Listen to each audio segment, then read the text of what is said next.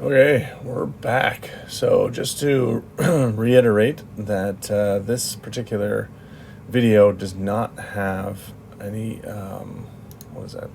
Any further instructions for the last assignment. All that stuff is all put out. I will point out just that in terms of I guess due date, even though again we know that due dates are a little bit of a false at the moment. As in there really isn't any at the moment until we get to the end of the course, when of course everything would have to be in to be counted. Anyway, so really to keep on track and everything, you have until Tuesday morning until anything new comes out. So just reiterate that before I move on. So a couple questions, and then I'm going to show the graphs of what happens when there's intervention in the economy. Okay, so hopefully that'll people that like graphs will be satisfied, and it also satisfy some of the questions people might have. All right, so first question is the exact one is, how is the stock market connected to the economy? Well, it's not a perfect relationship where the economy is doing well, therefore all stocks go up, or the economy is sliding, therefore all stocks perform poorly. It's not quite like that. So one of the things that happens in the stock market is, and this is something that's stock market, something that drives oil prices and the gasoline prices, is speculation. So it's not that, the economy is doing terrible and that that everything, then all the companies are going to go down. Even when the economy goes down, some companies, of course, perform well because they could be recession-proof industries. They could be, in a niche market that's not affected by that particular downturn, that kind of thing. And then there's speculation in terms of, like oil, for instance, works on the speculation of discovering more oil, or the speculation on the effect of a new technology and how it's going to boost production. So if that happens, of course, oil prices, the more oil there is, the lower the price for the most part, just like anything else with scarcity. And the less, if they haven't found, like there was an exploration for oil, offshore oil or something, they didn't find it, that might drive prices up. So it's just the expectation of future reserves, and also of future expectations based around could be government regulations and stuff like that, would also affect oil prices, just as a guess. So speculation also works with other things. A company is going to release or is rumored to release a new technology or a new way of doing business or a new product or something like that, and the anticipation of that particular product could drive prices, or I should say stock values, up and down. So speculation weighs heavily in stock markets, and which makes it an imperfect balance with the economy. Yes, in general, stocks would fall as the economy falls because companies are doing less business, and therefore their future is not as bright. But that's not always a direct correlation. Of course, things like the Dow Industrial, which is a more tied to like the U.S. economy, that one might be a little more related, but in general, it's not a perfect relationship. Okay, and then the question was, what would happen if Amazon disappeared and Bezos gave away all his money? Well, so Bezos has been stepped down, and a new guy is going to come up and take over as chairman. I don't know how much that even matters in terms, unless the new guy is way better or way worse. Not a whole lot of effect there in terms of performance. Like Bill Gates stepped down from being the CEO of Microsoft, and he gives away his money, He doesn't give it all away at once, but he is a philanthropist now.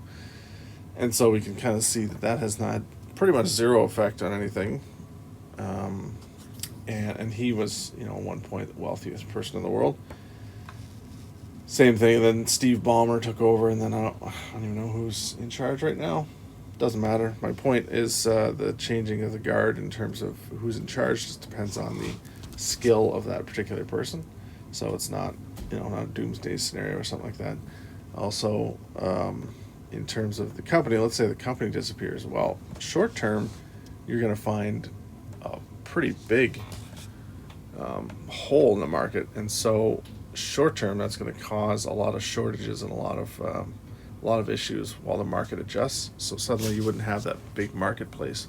So it'd be, just imagine like a town that loses its supermarket. Well, eventually a new supermarket is going to enter that market. It's going to build another store. So like your local Metro closes, and then there's no grocery store. Well, eventually, Loblaws is going to move into the market, or somebody that is a competitor or wants to take advantage of that hole in the market. You're going to have a new entity come in there. They're going to do things slightly differently, but it is a short run issue where all of the things that company did would have experienced shortages. Therefore, the prices would probably increase, and the business for other companies that are parallel industries would increase.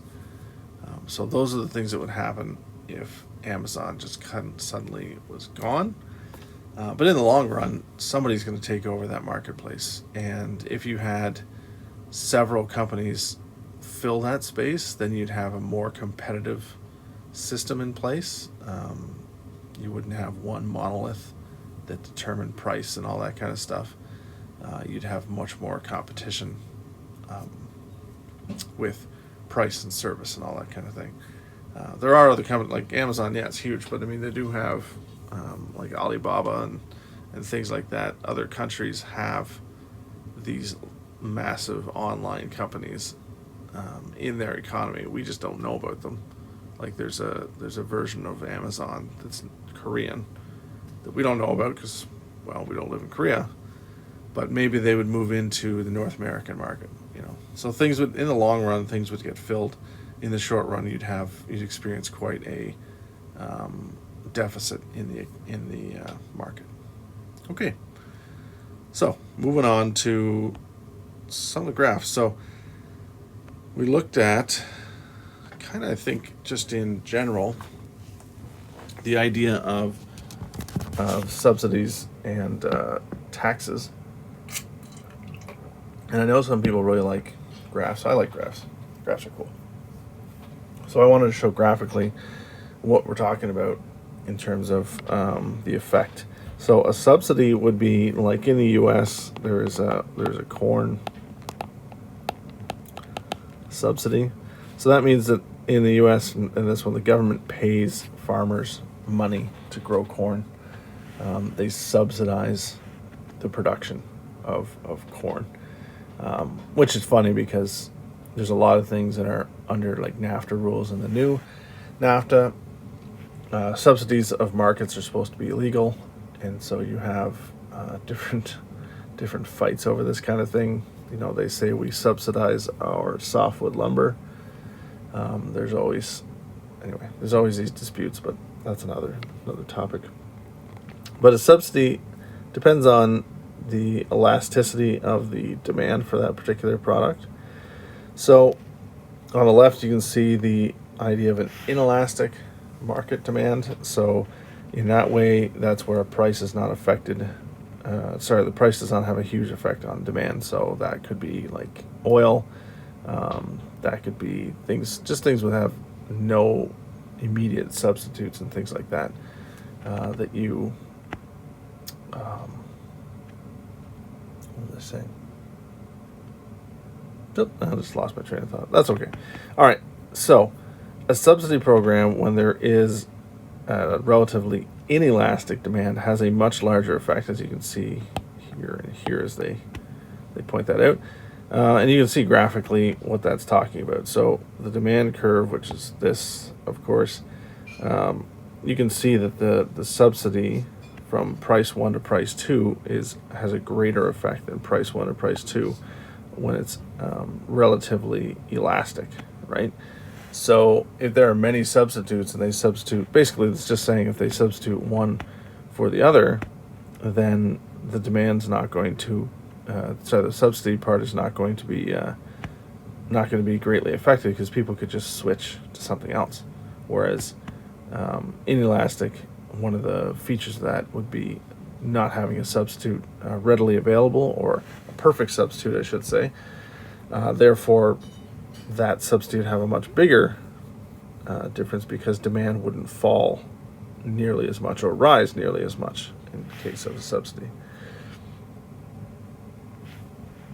And so just showing again, so the demand for both of these we can see are both going to the right because demand would increase. So quantity demanded, right, Q1 to Q2, they're both going to increase under a subsidy because it becomes cheaper for the consumers to purchase whatever good it is. And then the gap between those two, the price 1 to price 2, so you can see that the price is driven down in terms of subsidy. And you can also see that for the supply curve, where companies want to supply and the price they want to supply at becomes different.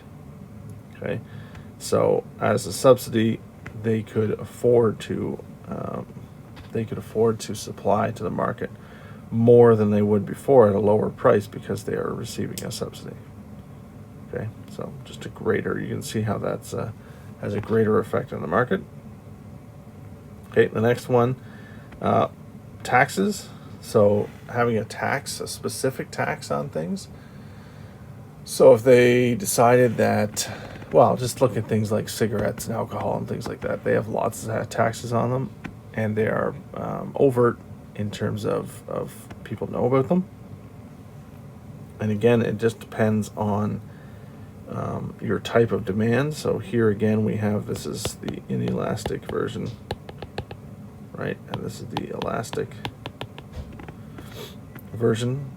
And if cigarettes, for instance, have a rather inelastic demand, then the tax is going to be, as you can see, a much bigger deal for consumers, right? So that fall in terms of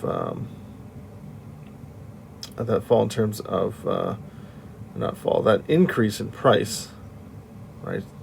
That because of the tax is going to fall much more heavily on the consumer than it would on the producer. Whereas you can see here that if there were, again, substitutes for said good that they were taxing, wish I had a ready example of that, but I don't. It would have a much bigger burden placed on the producer than it would on the consumer. All right, so just to keep these kind of concepts in mind as we kind of go forward, because we're going to look at government programs in when we do macro in Unit 3 and what their effect on the market is. So so again, depends on elasticity of that particular market.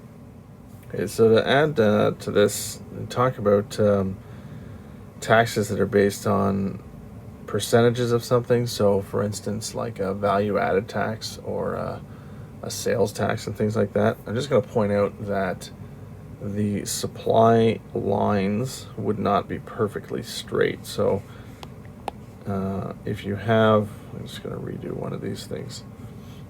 Let's see, if you had, there's your demand curve and there's your supply curve. If it was like a percentage-based value-added tax or sales tax, it would more look like that, just because the percentage, right, the higher the price, the more tax is on there. I'm just pointing that out in terms of how it's going to look for different kinds of taxes. So some are based solely on, some are percentage based and some are based on volume. And anyway, so there's different ways that this graph would look. Just, again, just pointing that one out.